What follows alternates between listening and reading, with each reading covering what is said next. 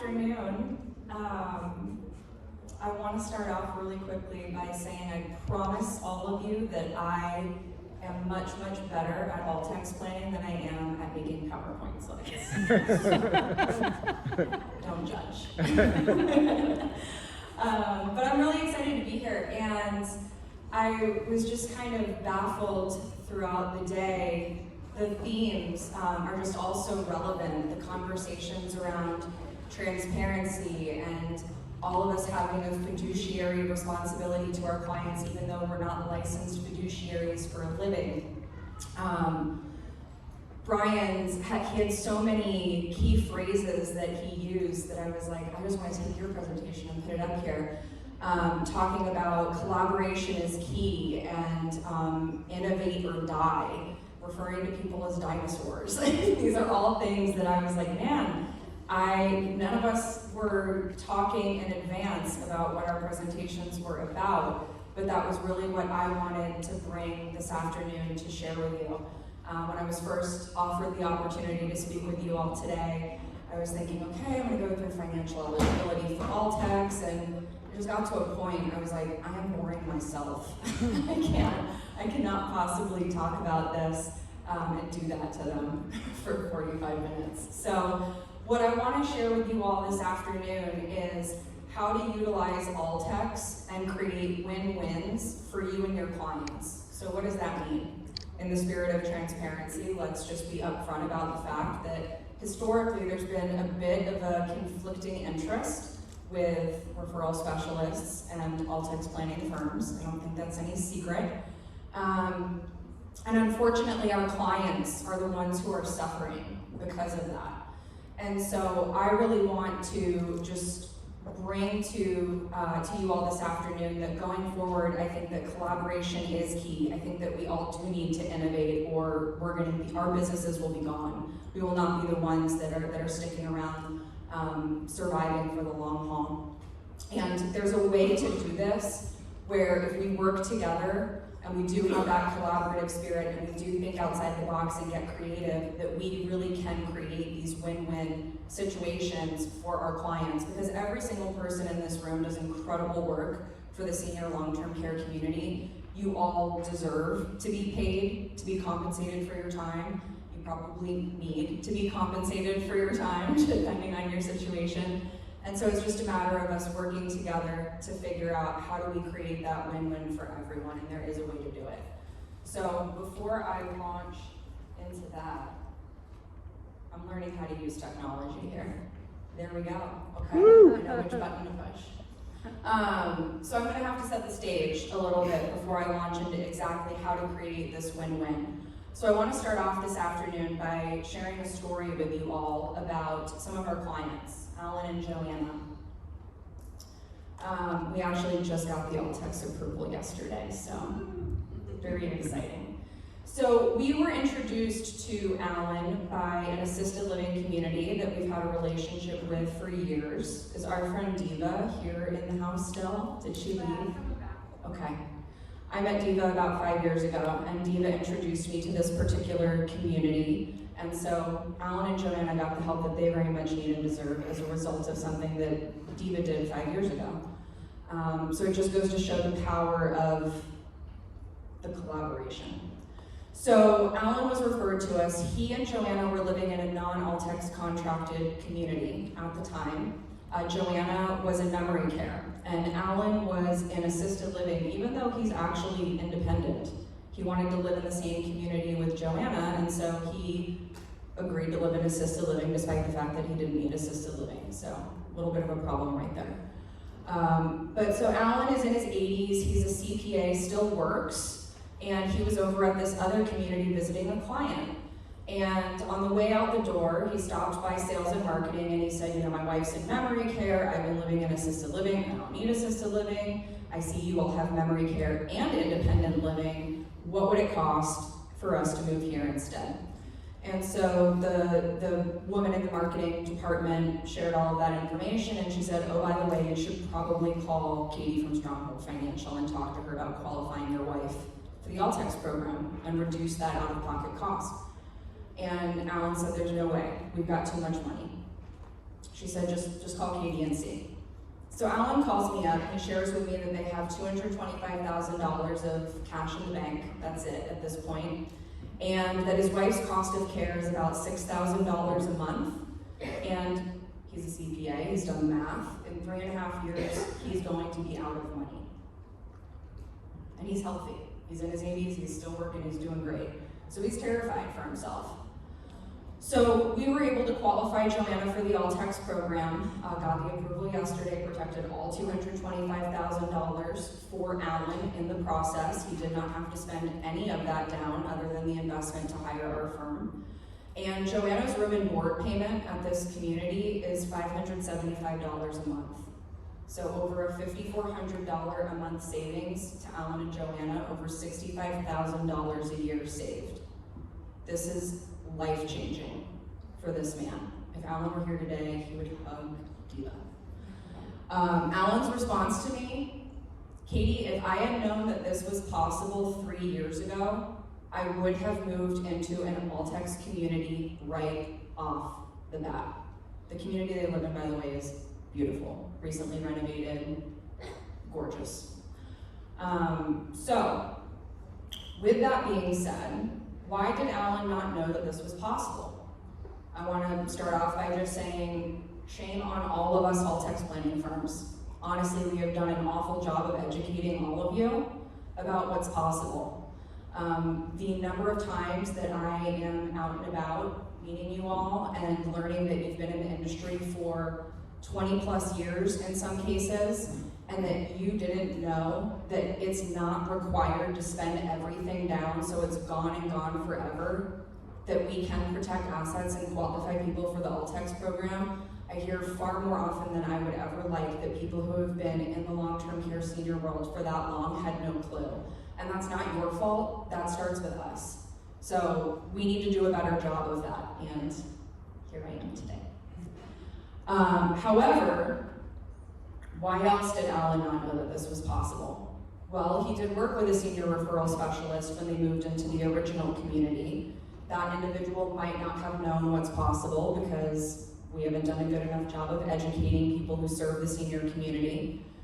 On the flip side, there is a possibility that the senior referral specialist might have known what's possible, but didn't educate Alan about it for some reason. It could have been a variety of reasons. It could have been they didn't know that, they might have thought that Alan wouldn't be interested in an ALTCS contracted community. We hear myths like that somewhat often.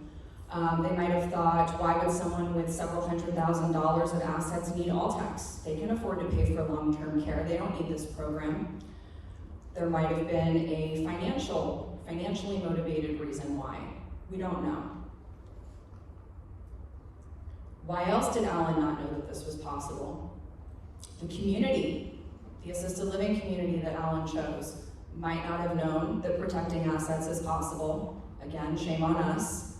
The community might have known what's possible, but chose not to share. And in that case, I promise you that was the case because they weren't even contracted for ALTCS. Of course, they're not going to be like, oh, hey, guess what, by the way, there's this thing you can do, but you can't live here to do it. You have to go elsewhere. But with that being said, there are plenty of communities that are contracted for ALTCS and still don't make this information known because, again, there are financial motivations. I get it. Let's just be transparent about it going forward. We all run businesses, we all have overhead, we all have expenses that need to be paid. I understand the financial motivations that exist. So, again, the overarching theme of today is let's work together going forward to prevent those conflicting interests from being a problem. They don't have to be a problem anymore. So let's just start out with some of the facts. I'm sure it's no surprise. The cost of long-term care nationally averages about $8,000 a month. It's going up about 5% every single year for inflation. 4 out of 5 residents, U.S. residents, age 65 and older, will need long-term care at some point in their lives. Men, on average, need long-term care for just over 2 years.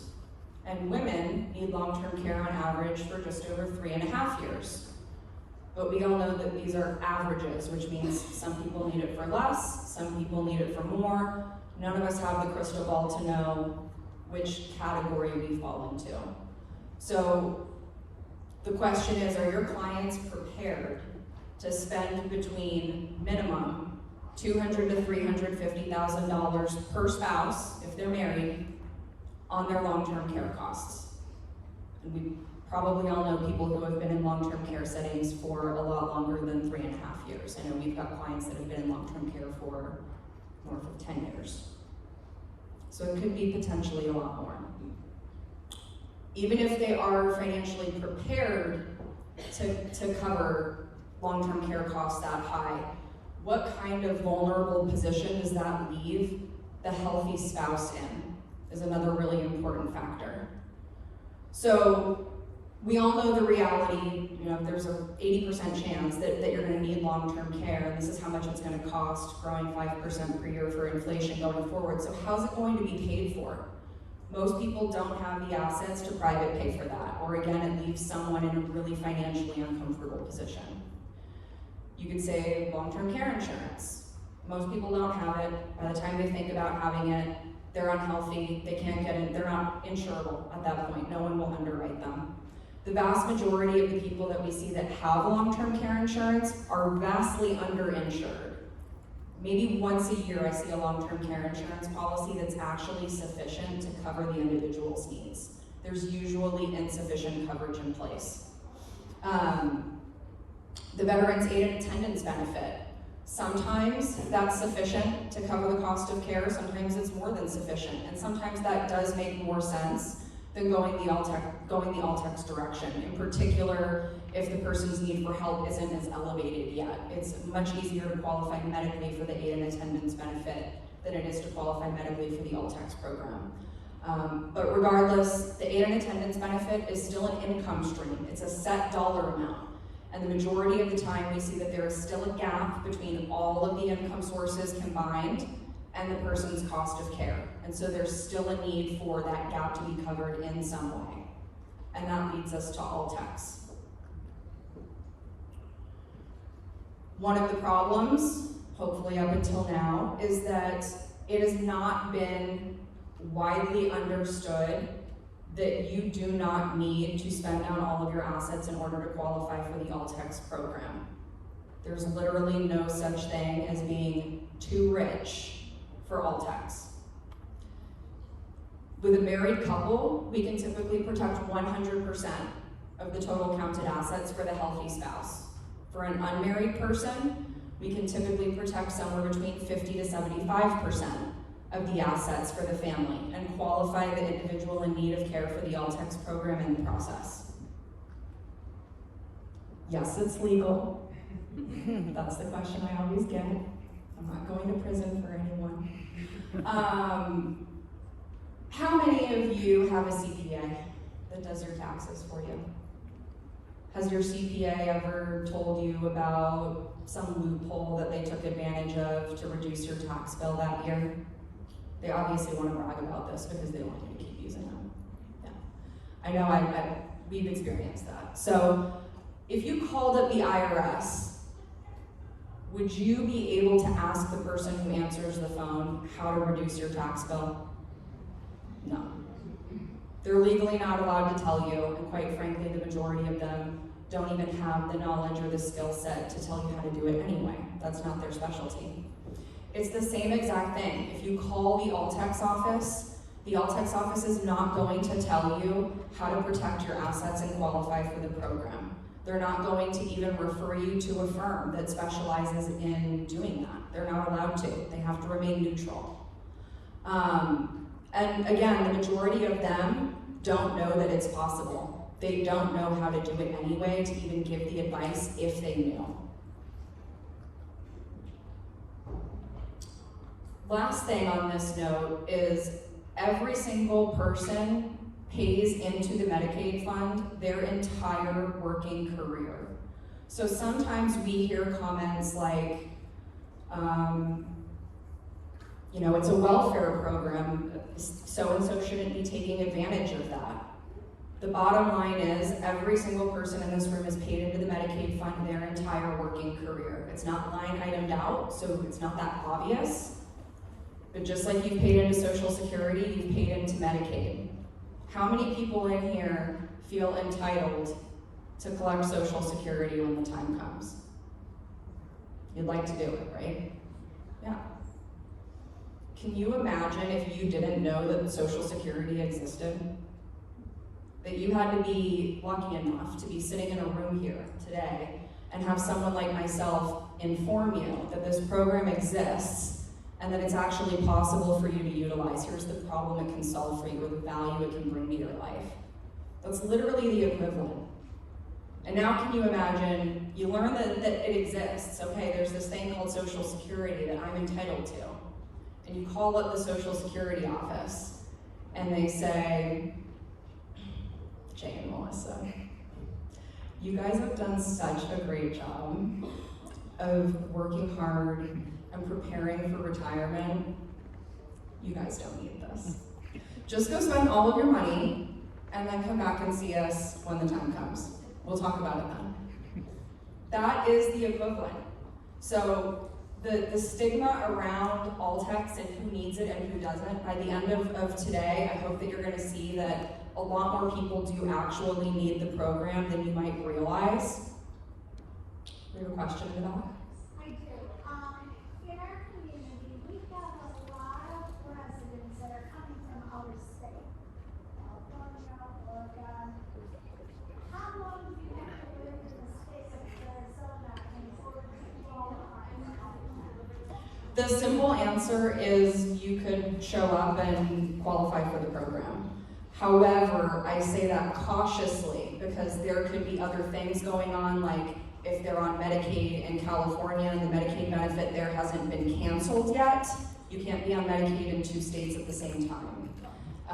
If they owned property in another state, that wouldn't be exempt, whereas if they owned property here in Arizona, it could be exempt. So I cautiously answer that question. There is not a waiting period as long as you are considered an Arizona resident. Okay, and so one of the problems that this leads to is people don't know what's possible. They don't know the program exists. They don't know what's possible. They don't know that they don't have to spend out all of their assets to qualify. And so they delay getting the care that they need and deserve for themselves or their loved one. How many of you have ever placed someone and thought, my God, this should have happened a really long time ago? Literally the only reason they're not making that choice sooner to bring care in home or to move into a community is because they are scared of the dollar signs. It happens all the time. And these are people who have paid into this fund their entire lives. Those people aren't getting the help that they very much need and deserve because they don't know about this. So our stance is that as long as someone is medically eligible for the ALTCS program and it makes financial sense, ALTCS is for everyone. Even though I could qualify probably anybody financially, there are situations where it doesn't make financial sense, and we explain that to people if that's the unique circumstances for them so that they understand why. But going forward, ALTCS is for everyone, as long as they are medically eligible for the program. I don't want to spend a ton of time this afternoon on what medical eligibility entails. I had the opportunity to present at the April meeting, and I talked about medical eligibility in a ton of detail. So if anyone wants more information on that, feel free to reach out afterwards. Phil Quinn from Brookdale was kind enough to record it, so it's up on YouTube. I can send you the YouTube link for that. But just to touch on ALTCS medical eligibility really quickly so there's a general understanding, I break it into 2 different categories. Does the person have dementia or do they not have dementia? If they do not have dementia, they pretty much need to be at a hands-on level of help for most of the activities of daily living. ALTCS throws in grooming as an extra one. You might not be used to seeing that broken out separately, but mobility, transferring, bathing, dressing, grooming, toileting, and eating are what are being assessed. They need to pretty much require someone physically assisting them with those ADLs. If someone has dementia, then there's the ability to earn points simply for on the medical assessment, points on the ALTCS medical assessment, which is a good thing there. You want as many points as you can get. The dementia diagnosis alone can earn points if the documentation is sufficient. There are typically dementia-related behaviors that can also contribute to earning points. Those behaviors are wandering, self-injurious behavior, aggressive, resistive, or disruptive behavior. The more frequently they're happening and the more challenging that it is to redirect the person when they're exhibiting them, the more points the person's going to score. So if someone has the ability to earn points for dementia and dementia-related behaviors, the level of help with ADLs can come down a bit. So now maybe someone needs more of a supervisory level of help with ADLs. Maybe they're even independent with one or two of them. So we can see some fluctuations there as the bottom line if there is a cognitive impairment that's been diagnosed and documented properly. So what I really want to share with you all this afternoon is what's possible from a financial perspective. One of the things that I've learned over the past few months, I've been out and about meeting with all of you a lot more than I've ever done in my entire career. It's been fun. A lot of you feel like the ALTCS planning firms have just been kind of sitting behind a dark curtain doing weird things that you don't understand. And I think that's probably part of the reason why there's been the lack of communication or the gap of the information getting from us to you to all of the people who you interact with on a daily basis. So in the spirit of transparency, I have no secrets. I'm not worried about my competition. I don't believe I have competition. I don't care if anyone knows how I'm doing whatever. I will always share with you exactly how I'm qualifying someone for the program, how I'm protecting their assets. There are no secrets. So I'm going to walk you through some case studies here from clients that we've had over the years. I'm going to try to illustrate different strategies that can be implemented, because it is really important that every single person's strategy is analyzed for exactly its own unique moving parts. Cookie cutter solutions should not be utilized with ALTCS planning. Mark and Barb.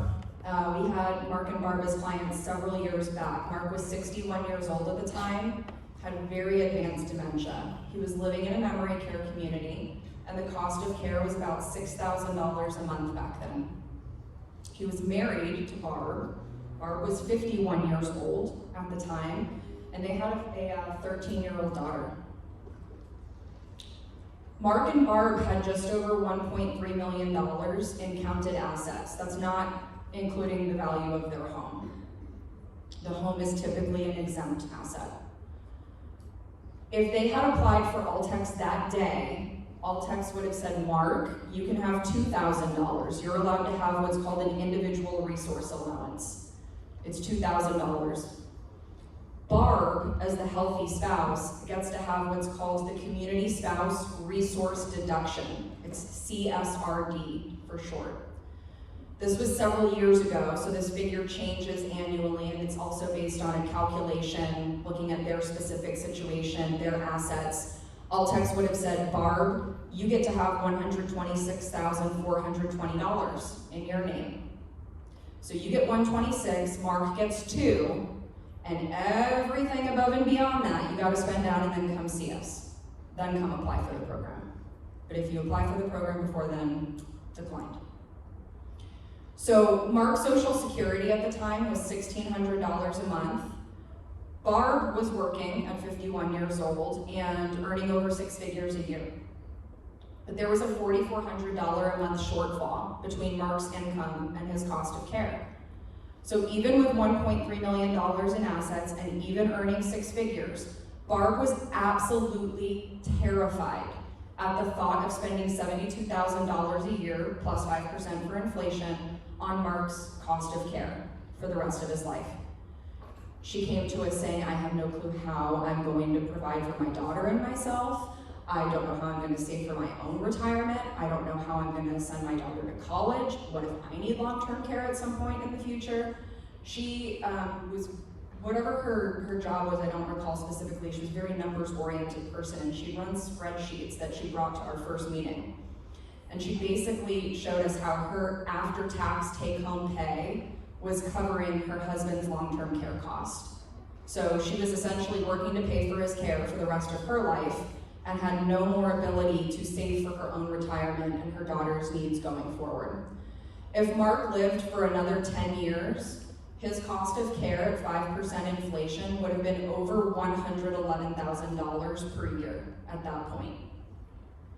Over that 10-year period, the total out-of-pocket cost for Mark's long-term care for that 10-year period would have been over $900,000.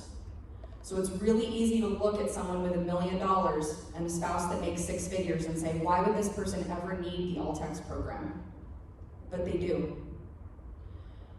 One of the other issues was that Barb had met with another ALTCS planning firm prior to us, and she was just so down and out because she didn't think anything could be done for her. She'd been referred to this individual who then, I wasn't there to hear the conversation, but she left with the impression that she would never be able to be qualified for the ALTCS program as long as she was still working, because she had a $735,000 401k at work, and she was under 59 and a half and still employed and couldn't access any of those dollars as a result. And so the other ALTCS planning firm looked at her and said, there's no way that I can ever get you and Mark to $128,420 between the two of you when there's $735,000 sitting over here that we can't touch. The very first thing that we did was show Barb that when the 401k funds can't be accessed like that, they're not counted. They're literally not even a counted asset. We have to show a lot of documentation to ALTCS for them to understand that. But as soon as ALTCS sees that these funds literally cannot be accessed right now, no matter what, Barb would have to quit her job or be fired, they're not a counted asset. And so because of that, the dollar amount that they had to spend down was drastically reduced, quote unquote spend down, right? Drastically reduced. So now, Mark and Barb had $460,000 too much, according to ALTCS. We repositioned the $460,000 into what's called a Medicaid compliant annuity. It's a very niche type of annuity. You would never use it for any reason other than qualifying for Medicaid. I also want to say this is my least favorite strategy, and it is not appropriate for a lot of people. So if this is a firm's go-to, there's a problem. But as soon as the funds had been repositioned into the Medicaid compliant annuity, which was the only solution in their situation, Mark and Barb had spent down. This annuity meets several criteria that it's required to meet in order to meet the Medicaid spend down requirements. And so as soon as we showed ALTCS that they had spent down, it looked on paper like they had $128,000 between the two of them, and ALTCS approved the application. The annuity returned a little over $10,000 a month to Barb for the next 46 months. As she got those checks back, she actually just had them direct deposited into her bank account, but she's putting them back into bank accounts, investment accounts, wherever she wants. As long as the assets are in her name only, not in accounts in Mark's name, there's no problem. Barb could literally win the lottery the day after the ALTCS application is approved. And as long as she puts $300 million in a bank account in her name, she's good, no problem. So Barb got the full 460 back over the next not quite 4 years. And she and Mark were saving $4,500 a month, or over $54,000 a year going forward from that point in time. Gary and Carla. So Carla was 71 at the time. She had dementia. She was living in a memory care community as well. And she had a $5,000 a month cost of care. She was married to Gary, who was 74, physically very healthy, and they had a combined $278,000 between the two of them when we met.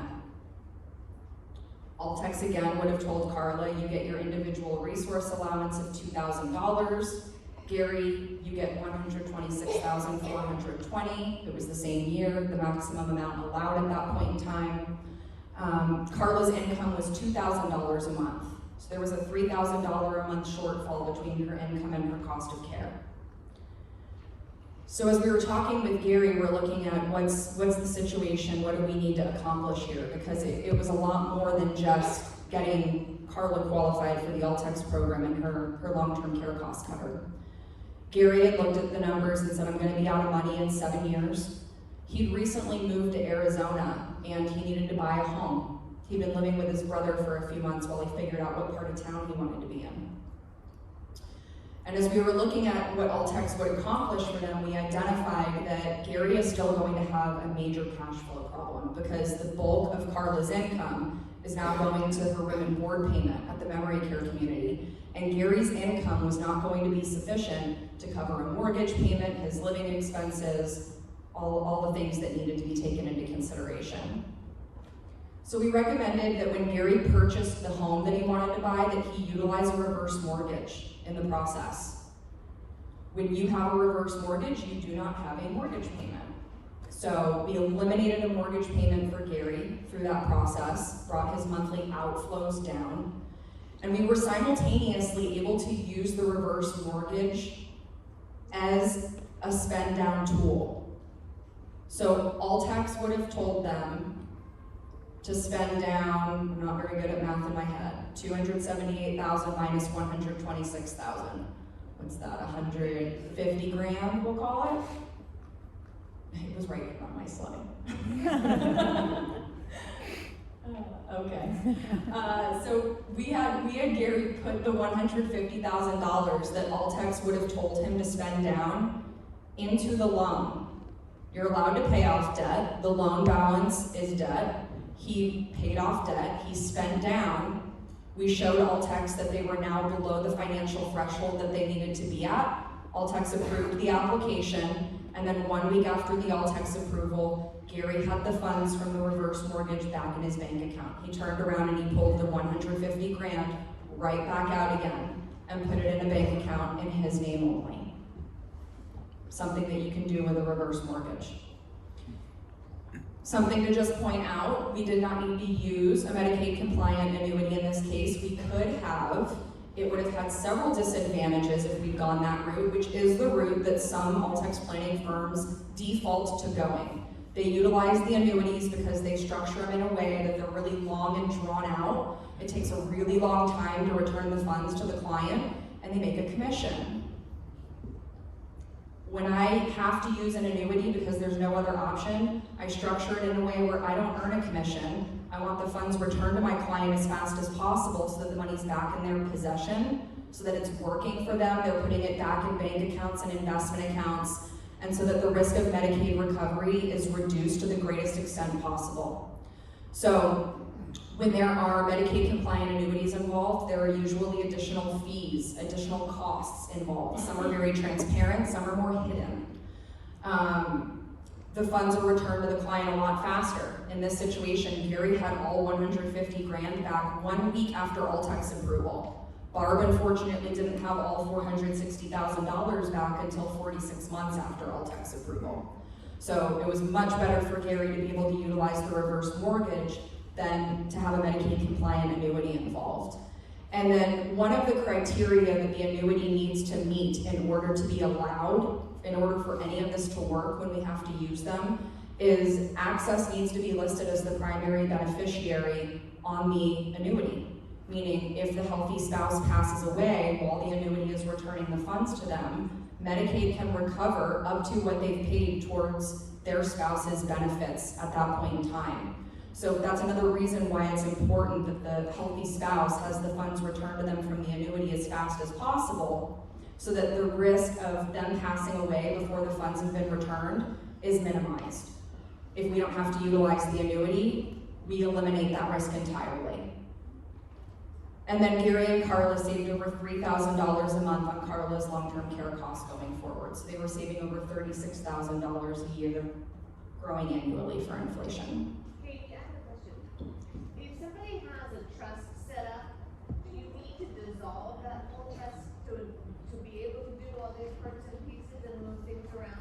You do not have to, no. Assets do need to be retitled out of the trust. We do not always have it revoked.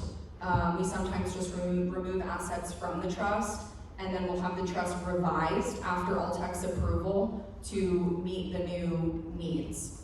So what I mean by that is, let's say in Gary and Carla's situation, if Gary predeceased Carla, for example, the last thing that we want is for Carla to directly inherit all of the assets from Gary, because now she's over $2,000 and she loses her ALTCS coverage. And now those funds need to be completely spent down, or spent down much more than needed. You know, someone could hire our firm again and we could protect 50 to 75% of the assets at that point, but we'd much rather do it properly on the front end the first time. Thank you. and not have to go that route. Yeah. Okay, so I'm gonna run through this one real quick so we can get to the meat, what everyone is really wanting to know. So Bill and Linda. Bill was 78 years old, had Parkinson's, living at home with his wife Linda. She was his primary caregiver. This is one for the home care companies here with us today. Anthony and Kimberly. So they had $129,200 of total counted assets. Bill was able to have $2,000 in his name. ALTCS would have looked at Linda and said, you can have $62,600. Bill's income was $3,185 a month. Linda's problem was she was starting to need help taking care of Bill. He was at a pretty high level of hands-on help, and she was not a large woman. And plus, when someone is not able to contribute in moving their body weight, that's challenging for one person to handle. But at the same time, she couldn't afford to pay $25 an hour for in-home care, which was the going rate at the time, obviously. That's gone up. She was also terrified that something would happen to her and she wouldn't be able to take care of Bill at all anymore. And then what would happen? Now the cost is going to be astronomical because she can't even participate in the caregiving whatsoever.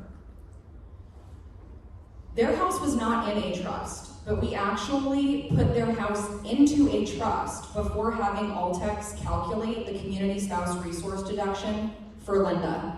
The reason why we did that is because when a house is in a trust, it's a counted asset.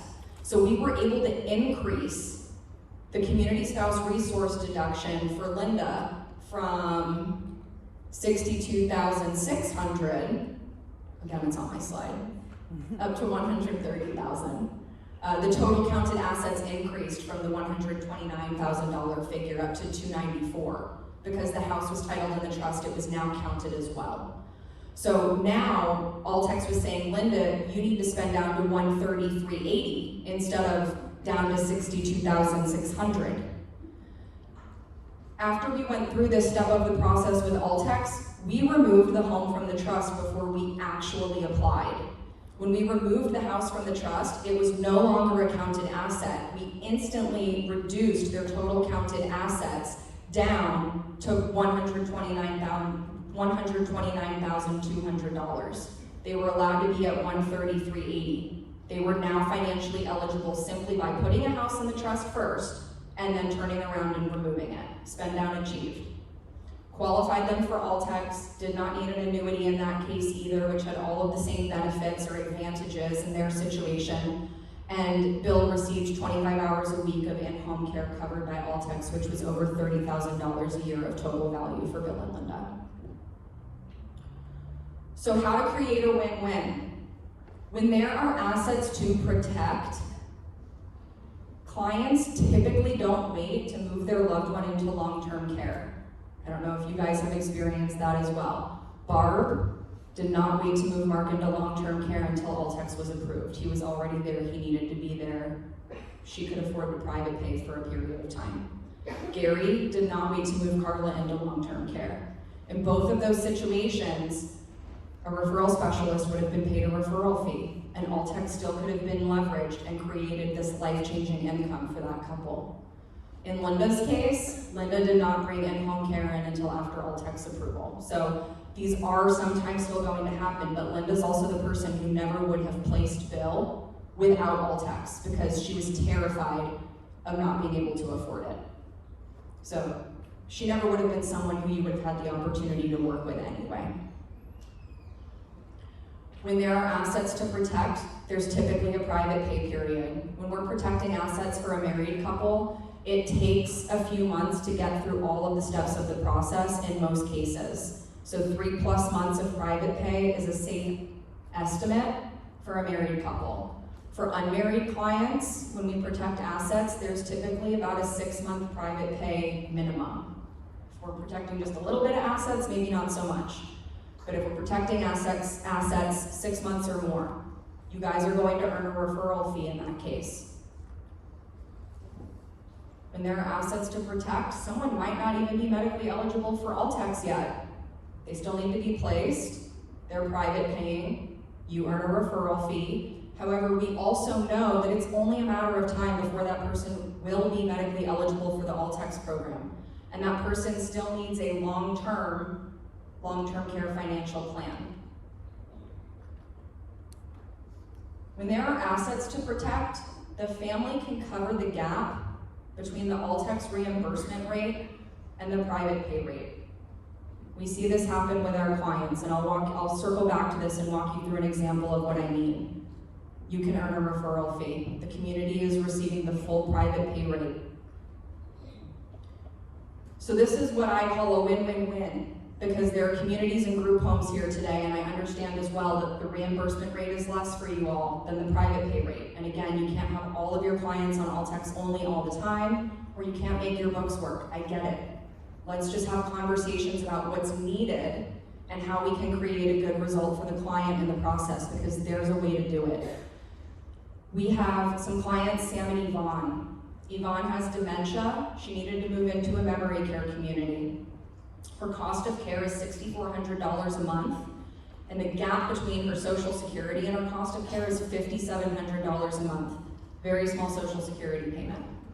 That's going to grow by 5% a year. 10 years from now, it's going to be over $111,000 a year for her long-term care cost. Yvonne is only 61 years old, and she is physically healthy.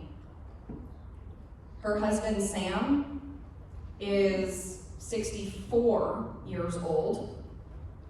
They have about $700,000 between the two of them, $690 and some change. Sam will be out of money in less than 10 years if he's covering a gap of $5,700 a month between Yvonne's income and cost of care, and that's increasing for inflation. He's out of money in a decade. He's only going to be 75. He's healthy. How's he going to afford to live? What if he needs long-term care at some point? These are all of the things that he came to us terrified about. Sam was looking at a variety of communities. The favorite community that he wanted to place Yvonne in had a 12-month private pay requirement. The community allowed us to qualify Yvonne for ALTCS right away. We protected all $690,000 for Sam in the process. Over the next 10 years, it's going to be almost $1 million of total value that Sam and Yvonne receive from the ALTCS program if 5% inflation occurs on her cost of care. So how did this work? The community had Sam cover the gap between the ALTCS reimbursement rate and the private pay rate. Yes, this is allowed. Just like people pay extra for the private room, ALTCS only covers the shared room. Spouses or children will pay extra for their loved one to have a private room. The family, the spouse, or the kids can use assets that were protected to cover the gap between the reimbursement rate and the private pay rate. So what did this mean? The private pay rate again was $6,400 a month. The reimbursement rate from ALTCS was $4,000 a month. The out-of-pocket cost to Sam for the first 12 months is $2,400 a month. Heck of a lot better than $5,700 a month or $6,400 a month, right? The community got their full $6,400 a month, and Sam saved $48,000 in the first year. There was no referral specialist involved in this situation. Sam was looking at communities on his own, but had there been one, first of all, there was a few months of private pay before the ALTCS coverage kicked in because it took time to go through the process. So they started out full private pay. The community also got their full private pay rate for the first 12 months. A referral fee could have been paid in that situation, and Sam and Yvonne could have still had the outcome that we were able to accomplish for them.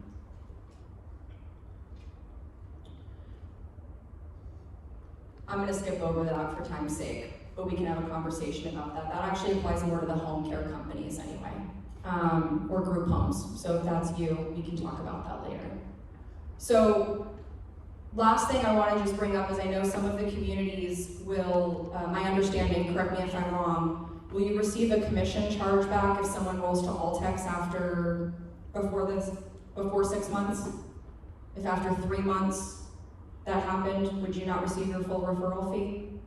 Or is that, yeah, I'm seeing some nods. Sometimes.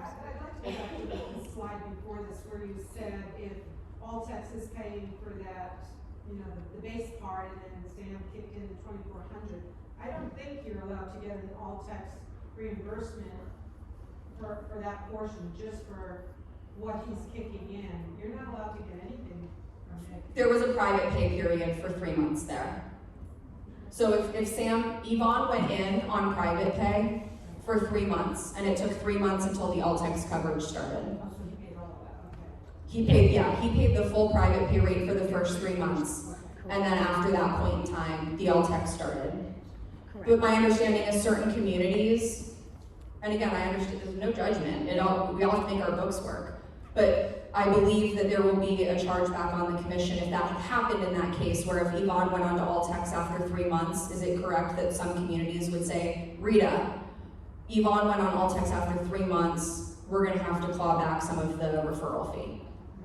No? No. Yeah, there are communities that do that. 30 days. Well, there's Pennington Gardens, they require So the then client to we pay for can 6 we months. can skip ahead because it sounds like that's not applicable. If there's ever a situation where it would be longer for some reason, we can have a conversation about how to make that work. Because again, there are ways to make that work.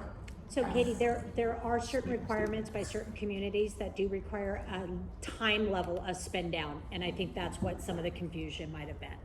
So Right. each community has their own rules. Right, and so going back to this exact situation where this particular community had a 12-month spend down period, Yeah. again, there needs to be conversation about it. If that community hadn't been involved from day one, and we'd all of a sudden had their resident roll onto ALTCS after 3 months, that would have been a really unpleasant shock for everyone, right?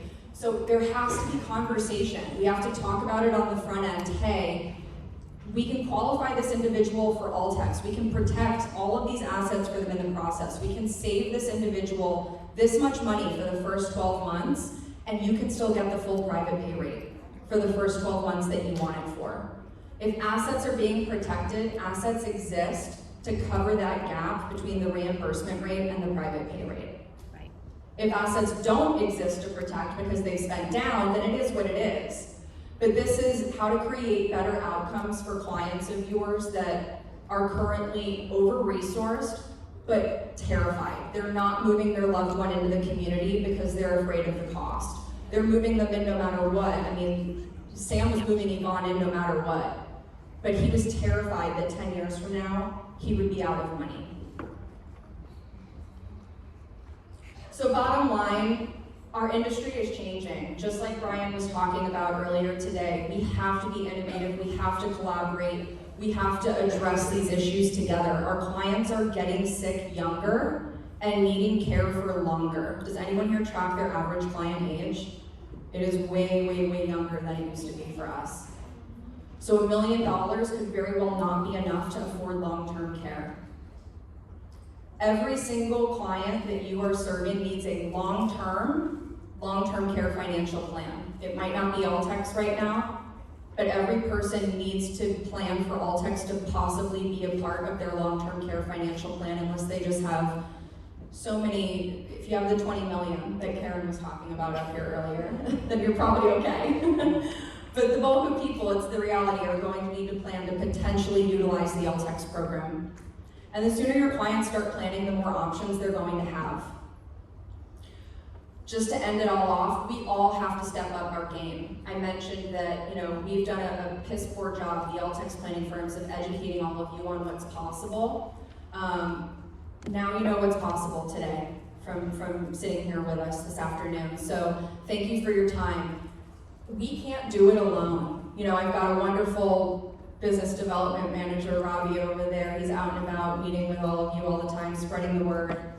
We can't do it alone. So if every single person in here met with one person per day, that reach is far more than what I can reach and what Robbie and I can reach, just us, ourselves, alone. So we've got to take the extra time to have the extra conversation. Let's just have transparent conversations. There are no secrets, right? We all need to make a living. We all have to accomplish the goal that we have to accomplish, but let's do it together, because if we can work together and get creative and think outside the box, there is a win-win-win, and we can figure out what it is. We just have to take that fiduciary responsibility for our clients and go the extra mile for them. And that is all.